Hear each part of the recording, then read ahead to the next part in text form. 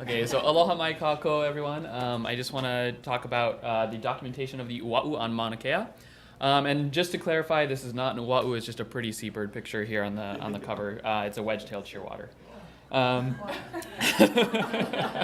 Just so you know that I know how to identify these birds. Okay, so just to give you a little bit of background information, this is Maunakea. So here you can see the island of Hawaii, and then it's kind of in the northeast section of the island. And then try to keep in mind, if you can remember, these two locations. So this is in the northeast section of Maunakea. This is Pu'u Kanakaleo Nui. And down here in the southeast section is Pu'u Kole. So try to remember this and kind of keep this spatially oriented in your minds. So just to kind of go into what the target birds were that we were looking for on Maunakea. So we had these 3 species of endangered seabirds in Hawaii that are known to nest in these inland locations. And so the first one is the Ake, or the band-rump storm petrel, and then we have the Ua'u, which is the Hawaiian petrel, and the A'o, or the newel shearwater. And so we are looking for all 3 of these species, but we kind of dropped out the newel shearwater because they aren't known to historically have been on Maunakea, but we are looking for them just in case. So just to give you a little historical information on the Ua'u, so in the early 1900s, they actually thought that the Ua'u was extinct statewide. And at the time, they thought it was a subpopulation of the dark rump petrel, but they originally thought that it was extinct at that time. But then fast forward into the 1950s, they actually discovered a population of them nesting on the Big Island here in the Saddle region, kind of where this red range zone is now. And then they later found them on the summit of Haleakala, and then further on they found them throughout the state in several other locations. And then they were, but after the 1950s, they tracked the populations on Maunakea up until the 1960s, and then at that point they believed that they were extirpated from the mountain by 1963. That's when the last known breeding birds were found at Pu'ukole. And here you can see they rudely ripped them out of their burrows just to confirm that they were there. And then a little bit of historical information about the Ake. They were historically abundant on all of the islands, including Kaho'olawe, which is the little island as part of Maui Nui. But today they're thought to be restricted to Kauai, Maui, and Hawaii Island, although as we learned, they were recently detected on Lanai, so they may be in greater locations. And we know that they breed in very small, isolated locations, and they're very, very difficult to locate. So as of 2016, that was the first time that one of these band-rump storm petrel nests was actually located, and that was again in that Saddle region area in between Mauna Loa and Mauna Kea on Hawaii Island.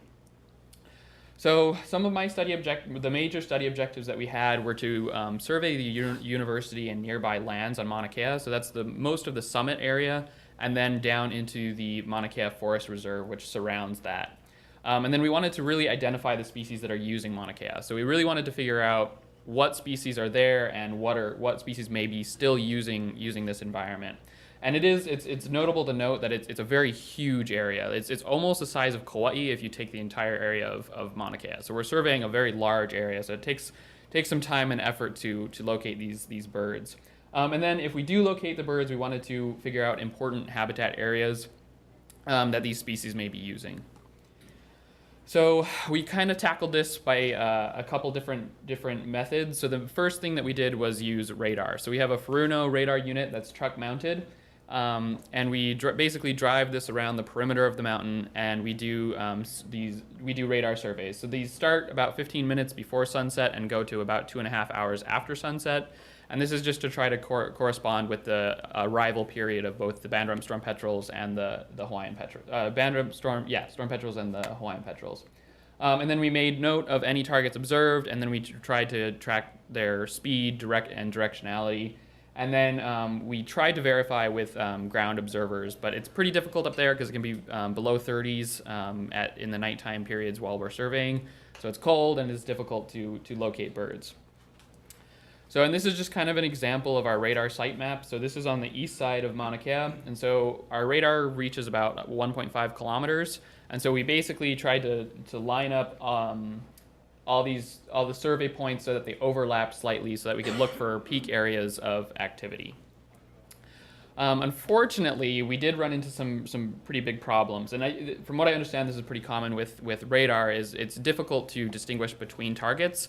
And on almost every site on Maunakea, we would get just hundreds and hundreds of targets flying around at night. And so we don't know exactly what they are right now, but the leading hypothesis is moths.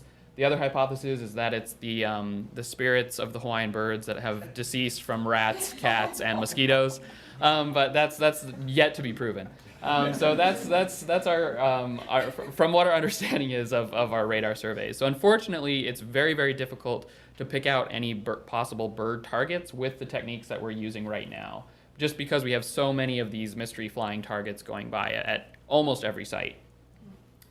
So then we moved on to using our automated song recorders. So we're using the Wildlife Acoustic SM4 recorders, and we have a total of 10 recorders right now, but hopefully we'll get some more as we identify locations. And so last year we surveyed a total of 20 sites, and we recorded for about 8 hours a day, both in the evening and in the early morning, just to try to get some of those transient birds potentially. And so we placed these recorders out at about 1 month intervals, so we were trying to catch a large period of time before we moved them to other locations.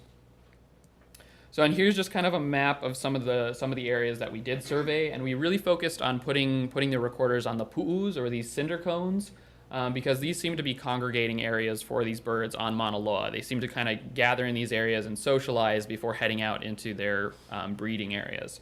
And so we really targeted a lot of these pu'us here, where we had a lot of radar activity, and this is where we had our 4 possible seabird sightings, and then we targeted this group of pu'us here as well. And so here, just kind of getting into some of our preliminary results. So this is pretty ongoing research, but we did detect Ua'u. So that was pretty exciting, and that was up in that Pu'u Kanakaleo area. So that's the first recording of those birds there since 1963. And we had them from May through August, so they were there for a pretty good chunk of time. And they probably would have been there longer, but we had a hurricane come in August that made the road impassable, so we weren't able to get more recorders out. And then we also had Ake, the banded storm petrels, at that elevation at Pu'u Kanakaleo Nui. And then here's just kind of a list of some of the other birds that we detected at these high elevation areas, as well as the birds that we were able to detect by radar and verify visually.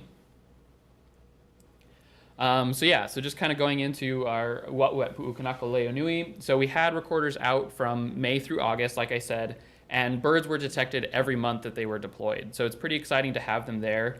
And it's also pretty exciting too, because Kanakaleo Nui is the large voice of the native man, basically.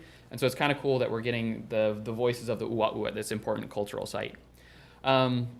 And then it's also important to note that it's just under 10,000 feet in elevation here. So these birds are going pretty far up compared to other areas in their range.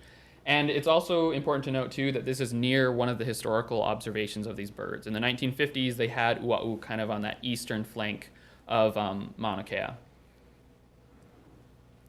So, and then here, just so you all can get as excited as I was when I heard this, this is the first call of the Ua'u on Maunakea since 1963.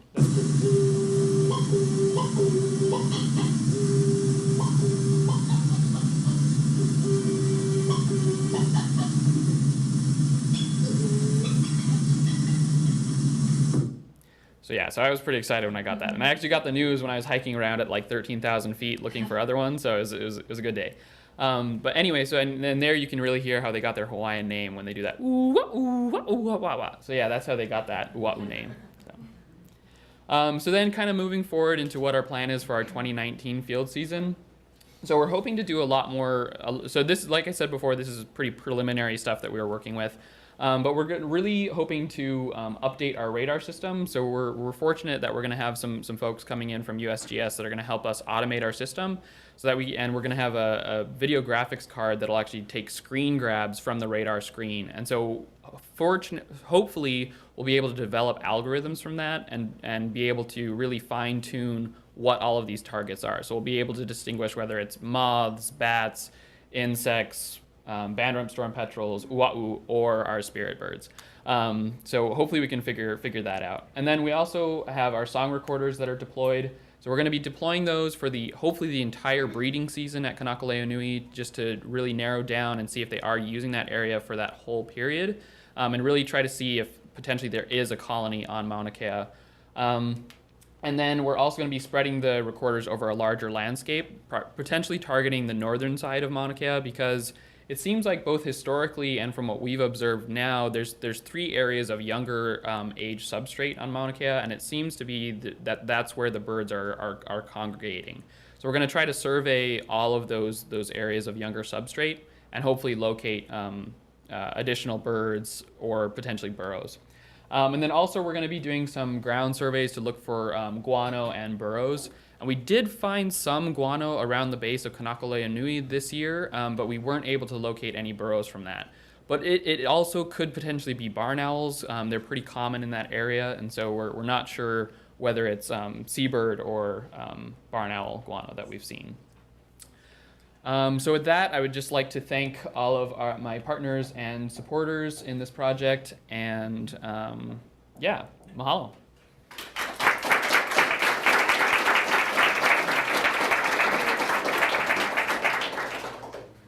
Well, that was great. We have plenty of time for questions, so let's go. We can congratulate him on finding the species. So yeah, and if anybody's interested too, here's just kind of a map of the geography. So these areas are kind of the spots where we really want to target, because this is the younger substrate that I was mentioning earlier. So, but anyway. What do you think it is about the younger substrate? It seems to have a little bit more porous area, so they can actually burrow into it, whereas a lot of Maunakea is mostly cinder or glacial debris, and so there's not a whole lot of area where they can actually burrow and have a breeding area. So. How does that compare to their burrows in other places? It's fairly similar to some of the Mauna Loa habitat, but it's not. Mauna Loa is much younger, and so there's a lot more openings and a lot more like areas where they can actually get in and burrow a little easier. And the exciting thing is they could actually be burrowing in the cinder itself, like where we have large rocks. The birds have been known to kind of go under them on Mauna Loa.